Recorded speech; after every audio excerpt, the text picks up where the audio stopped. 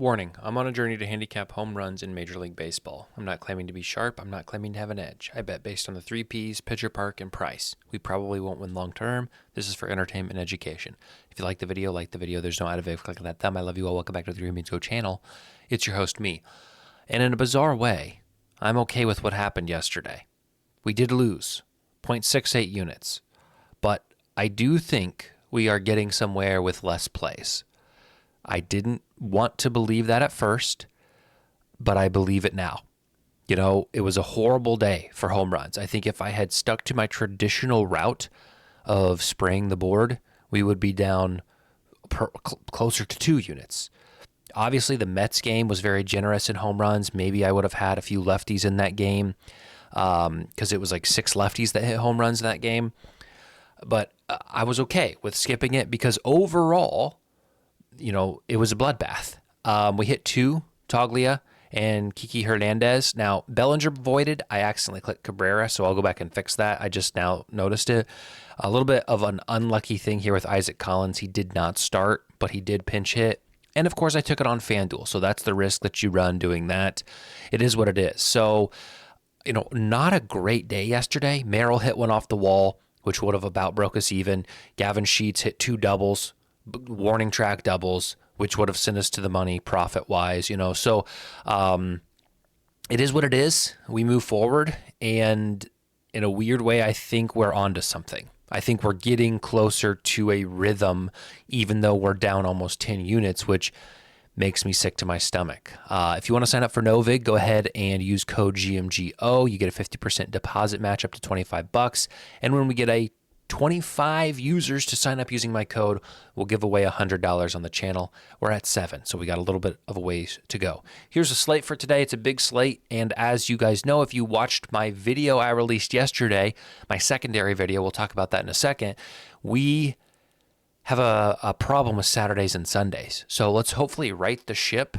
Again, I think Saturdays and Sundays are big slates, and so maybe it is a double combo of I'm losing on those days because there's a lot of games and I'm playing a lot of picks, and so slimming back is what we need to do. You can see that I've skipped about half of the games. You do see that there's a Washington minus 11% in the home run rating, but I think there's value there, and I got one play from this Philly game. Otherwise, most of our plays are coming from these top games with good warm weather and wind blowing out. So I do want to talk about this. This is a video that I released yesterday. I have to do some Mother's Day stuff today. Actually, we're leaving in about 20 minutes. So my wife said, get out of bed, go make your video. We got to leave. Okay, sorry. Yes, I'm on it. So if you need to hear me talk more than you're going to hear me talk in this video, you can go watch that. In this video, I cover Ballpark Pal's home run data, some things that I'm backtracking based on his data, and also some of my data. How my picks are performing, what odds are better, how many, what teams are performing better. Am I picking too many? Am I not picking enough? Am I picking too many on Sunday and Saturday, right? All of that information is in that video. It's a long video, but it's a Saturday. Lock in, get your coffee, put it on the TV, simulcast it, show your wife, show your girlfriend, show your brother, show your sister, say, hey, here's this guy's green means go. Total goof. But boy, does he have things to say. Yandy Diaz, Tampa Bay, and Cameron Meisner are the only places I see value. Brandon Lau and Jonathan Aranda, I like matchup-wise, but they're in the 300s, and I just don't feel great about that number. Bryce Turang, Christian Yelich, and Jake Bauers. You can see that Jake Bauers at 6-1 is a green play. Now, our track record for green plays is not great, but I think there's good value on him at that number. Luis Ariz is a no-vig play. This was not already seeded, so again, we can talk about Novig another time, but on Novig, you can create your own line. So I actually put that line up. I like him at 1983. Those are the odds that I put up. Now, that has to get filled. In other words, somebody out in the world has to go bet the no side of that in order for my bet to stand, to have action. So if it does not get filled or if it gets partially filled, we will adjust as it is. But I would play Arise at that number. I didn't like him at the numbers on the rec books. And so I thought, let's see if anybody wants to take my other side at that high price. And then Gavin Sheets, seeing the ball well, 575 I think is a fine price for him, especially in this park. Jackson Merrill, he's worth a mention. He's not on here as an official play. His number is just too low. For Colorado, Michael Tolia hit one last night. and I like him again. And Mickey Moniak at 650. For the Oakland game, against the Yankees, it's an early start. I believe it's a 4 o'clock start. 4 o'clock start. Rodon is on the mound, and JP Sears is on the mound. Now, I had been attacking JP Sears, and it had been paying off. JP Sears is now 2 straight games started with no home runs allowed. So I did tweet out last time he started, I said, I will not be disrespecting JP Sears anymore. And for that reason, I only have Anthony Volpe, although I do think his price is very good at 680 with these conditions. So that's the only play against JP Sears. Against Rodon, which may be counterintuitive because Rodon is the better pitcher, I have Langoliers, Urias, and Andujar. I think all those guys have value. I think that I know that Rodon has a problem giving up power to lefties. Yes, he's a high strikeout guy. Yes, he makes guys chase. Yes, he will probably have 8 Ks on the day.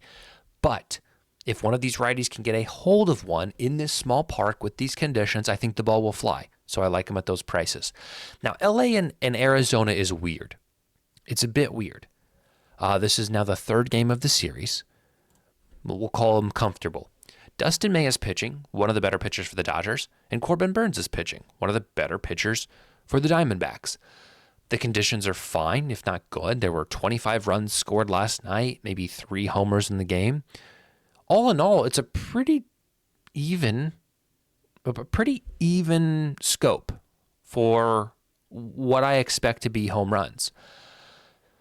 And I don't know what's going on, and I've talked about this before, but I think FanDuel, and that's another thing I should include in my next kind of breakdown video, is how am I doing by book? Because I know my FanDuel plays are net losers. I have lost the most money on FanDuel. In other words, if you want to call 2,000 samples roughly as enough data, FanDuel is sharp to home runs. I cannot beat FanDuel in home runs. Now, that being said, right, we obviously win, every so often, but FanDuel's odds were significantly more than the market. Like FanDuel had, if you want to take the market value as fair, FanDuel had the plus EV odds. They were the most generous. And some of these have even increased since I bet them. Some of these you can get better numbers on right now. All of that to say, I don't know what's going on. I think there's value here, but FanDuel has beaten me consistently. So maybe I'm just full of it. Ohtani, 340. Freeman, 560. James Outman, we're going back to him even though he cost me 6,800. I didn't even say he cost me. Hit the ball 408 yards. He didn't cost me. He did his best. 10-1. Conforto, 830. And Max Muncy, 630. For Arizona, against Dustin May, Pavin Smith, 8-1. Perdomo, 14-1. And Corbin Carroll, 500, right? Like Corbin Carroll has been in the 3s and 4s consistently throughout the entirety of this series. And we're finally giving it 5-1. And he's playing well. He's got a lefty matchup versus the righty and Dustin May. I don't know. I'm playing it. I think there's value there. LA and Baltimore. If you will remember, a few weeks ago, Baltimore started Kyle Gibson, and the Yankees hit 4 home runs in their first 5 at-bats. Kyle Gibson is starting again. Conditions are great. I don't have any Baltimore guys. I didn't think there's any value in the Baltimore guys, but I think there is plenty of value in the Angels. Taylor Ward at 425 on ESPN. Kyron Paris at 900 on ESPN. Nolan Shonawell. I seeded this at 11-1. That is not filled yet. Much like Luis Urias, I will adjust it should I need to, but hopefully somebody will come in thinking they're sharp and they'll bet the no side, and then Shonawell will crank one and we'll be rich. Yohan Moncada at 560 are the plays for LA. Now we've got some one-offs, some not too optimistic, but I do think there's an edge to be had in certain cases. This Philly and Cleveland game, all I'm touching is Bryce Harper, 480. It is a red pick. Conditions are not great, but I like the matchup and I like the park for him. But again, weather, a little off there. And then this Washington game, much like we saw yesterday in New York, the game conditions didn't look to be good on the outside, but it was a righty pitcher who gives up hard contact to lefties, and the wind was blowing out to right field.